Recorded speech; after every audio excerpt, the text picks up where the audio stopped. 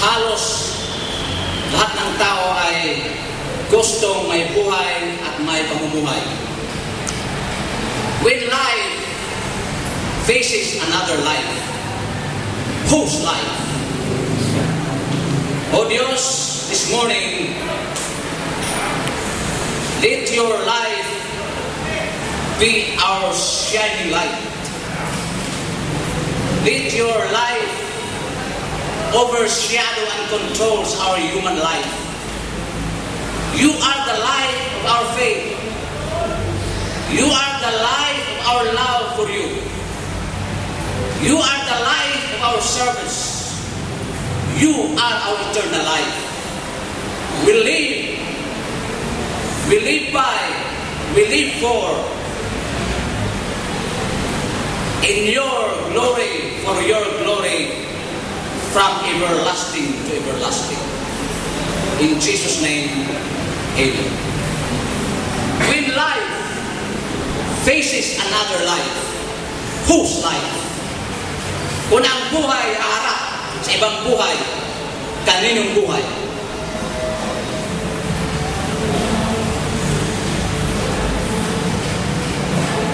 Sa ating bansa, sa Cagayan de Oro City ay maraming namamatay. Sa Compostela, maraming namamatay.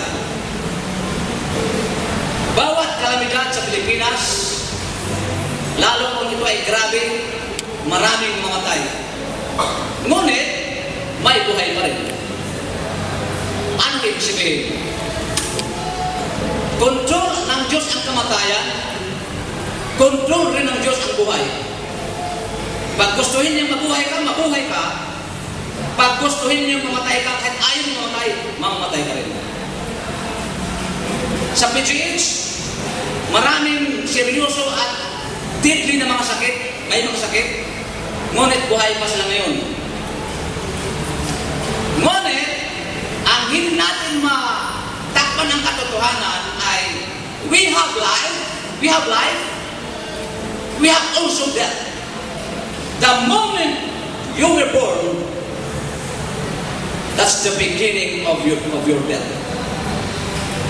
The existence of life is the existence of death. Without life, there is no death. Only God has eternal life, and His deathless God. He never dies. But as human beings, we have life. We also die at any time, anywhere, or any circumstances. But today, we are still alive because God is our life. Sa Job 14:14 at saka Titus 1:2, sabi dito, kung ang isang tao ay mamatay, mabubuhay pa ba siya? Yes, sir. Mabubuhay pa. Lahat ng araw ng aking pakikibaka ay maghintay ako hanggang sa dumating ang pagbabago. Pagtanungin ka ng isang tao, hindi ka ba mamatay? Anong sagot mo? Ay, hindi pa, bata ka po eh. Edad ko, 12 years old ako, 21 pa, paano mo mamatay dyan? Tagal pa mamatay ko eh. Pero kung pupunta ka sa libingan, mayroong namatay ng 1 year old, 2 months, 1 month. Ngayon, kung mayaman ka naman, tatanungin ka na kailan ka mamatay? Matagal pa, dami ang pera eh. Doktor ko, mayroong pamili doktor, may hospital doktor, lahat ng doktor sa akin na eh. Pero, puntahan mo ang libingan, maraming mayaman na mamatay na. Ano? Di ba? Hindi mo matanggihan ang buhay, hindi mo rin matanggihan ang Mr. Mrs. Kamatayan. Guwapo ka, artista ka, Elvis Presley ka, Michael Jackson ka, sino pa? John Lennon? Where are they now? Wala na. Now, dito tayo sa Diyos. Sa Diyos. Pabor sa mga Kristiyano ito we will not discuss unbeliever. We will discuss the life of God in our life. Even we will die, we have still life. Now, ang Biblia nagtanong sa atin, kung ang isang tao ay mamatay, mabubuhay pa ba siya? Kaya ang tanong niya na sa Kristiyano, mabubuhay pa. Bakit? Sapagkat ang ating buhay dito sa lupa, temporary, ngunit ang ating buhay na walang hanggan ay wala ng katapusan. At dito lamang masumpungan, matanggap natin, makikita natin, maranasan natin sa ating Diyos na ating pinaglilingkuran, hindi na sarili. Si Jesus Christ ay hindi na sarili. He's a divine God, the powerful God, the creator of all things, hindi rin santo ninyo. So ito mga kapatid, in hope of eternal life which God who cannot lie promised before time began. Ano ba yung eternal life? Yung buhay mo lang hanggan. Makamit ba ito ngayon? Ngayon namin makamit ba? Oo. Yes. That's the moment you believe Jesus Christ. That's the moment you start to trust Jesus Christ alone. When you receive Jesus Christ as your personal Savior alone. When the Holy Spirit comes into your heart, you have eternal life. Those who believe in Jesus Christ have eternal life. They have always eternal life. When they die, they have eternal life. Therefore, they go to eternity. Without Jesus, you have no eternal life. You have a deadly life. Even you're still alive today. Sa pagsabi ng Bible, kahit buhay pa siya, patay na. Sa mga taong walang Kristo sa buhay. Mga kapatid, for God so loved the world that He gave His only begotten Son, that whosoever believeth in Him should not perish, but have everlasting life. Nagpapatunay ito mga kapatid, na ikaw na Kristiyanong binata, dalaga, matatanda, may pera, walang pera, may pinag-aral, walang pinag-aralan, may trabaho, walang trabaho. Kapag ikaw Kristiyano na, mayroon kang eternal life at dapat kang matuwa at magpasalamat sa Diyos sapagkat eternal life is a guaranteed life. It's an assurance life. Now when you die, you will go to heaven, the eternal abode of God. God, wherever He is, you are there. We will always be there. So, hindi na kailangan matatakot na kung may sakit ka. Hindi na kailangan na kung may sakit ka, maninirpis ka, Lord, ano na ito, ano na ito, matataranda ka na.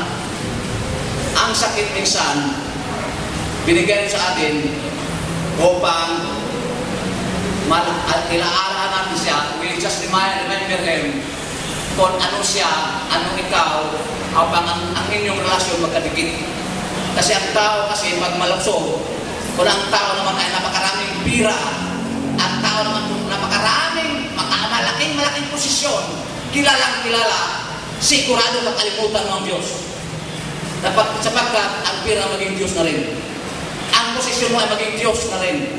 Ang karangalan ay maging Diyos na rin. Which is a very deadly, dangerous, killer kind of disease sa ating mga tao. Ang Kristiyano hindi ganun. The more you are rich, the more you are rich in the sight of God. The more you are wise and intelligent in your service, in your academic record, the more you are intelligent and wise in the sight of God. When you have a high positions, the more you serve, praise the Lord, hallelujah, because God gives us position to glorify Him, to serve Him, to love Him, to comfort Him. Ganon si David, kapatid. Si Job, kilala niyo si Job? Napakayaman, sinubukan ng Diyos, nawala ng mga anak, nawala yung kayamanan, pero ano sabi niya? Pinanganak ako na walang damit at walang kayamanan, hanggang kamatayan gagawin ko, hindi ko talikuran ng Diyos.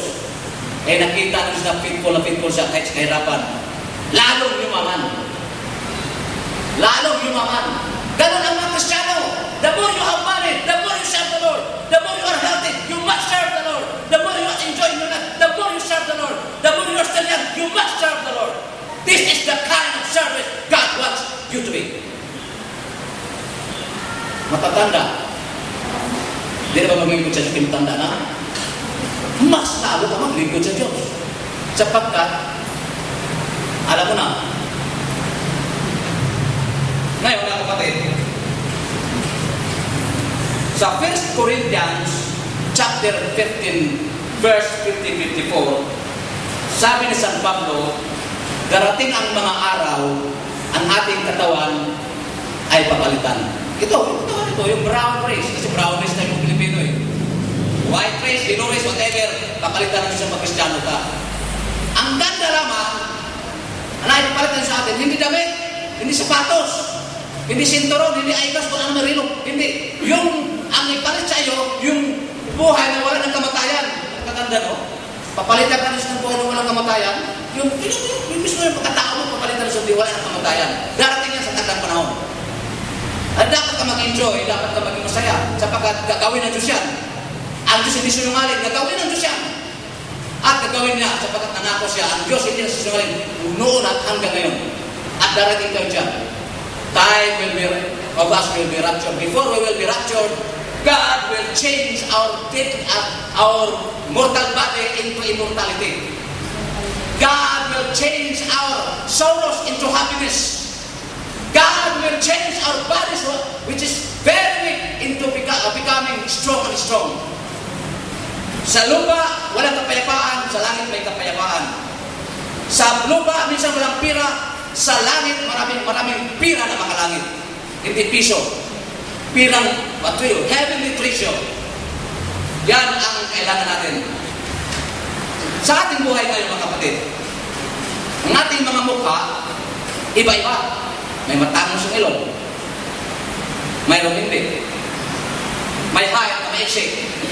Pare sa akin, hindi naman matangkat. Mayroon matangkat. Mayroon mga taong napakatalino. Sobrang talino. Hindi lang matalino, sobra pa. May mga taong hindi naman tatalino. Iba-ibang ating kalagayan sa ating buhay. Physical, economic, intellectual, psychological, positional, experiential. Iba-iba eh. Pero lahat na ito ay pagpunta sa tugtungan niyo.